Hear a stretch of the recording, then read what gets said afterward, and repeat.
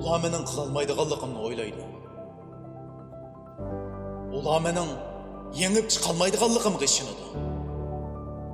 Ular menda talant deydigan narsaning asla mavjud emasligini aytadi. Ular buning mumkin bo'lmaydiganligini deydi. To'g'ri. Bu mumkin bo'lmaydi. Ular uchun faqat va faqat ular uchun mumkin bo'lmaydi. Ular menga baho berolmaydi. Men o'zim beraman. Ular o'lcham belgilay olmaydi. Men o'zimning o'lchimini belgilayman. Ular cheklimi qo'ya olmaydi.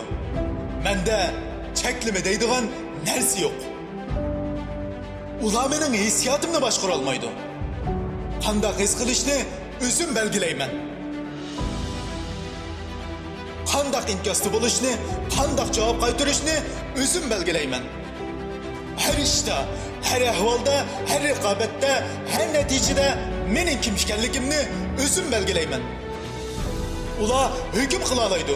Ular faraz qila oladi. Ular barmog'i bilan ko'rsatib beradi. Ularning hukmlariga parvo qilmayman. Ularning farazlariga e'tibor qilmayman. Ular ko'rsatgan tarafga mangmayman. Men faqat bir nuqtaga qarab ilgirlayman. U bo'lsa-mu g'alaba qilish. Mening diqqatim ularning fikriga emas, o'zim qila oladigan va qilmoqchi bo'lgan ishga markazlashidi. Ular meni to'xtata olmaydi, chunki men to'xtovsiz. Ular meni cheklay olmaydi, chunki men cheksiz. Ular menga baho bera olmaydi.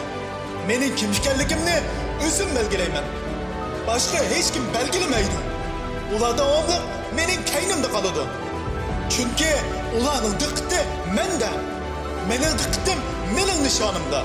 Mening hayotim mening tirishchiligim bilan belgilanadi. Faqatla men belgilayman.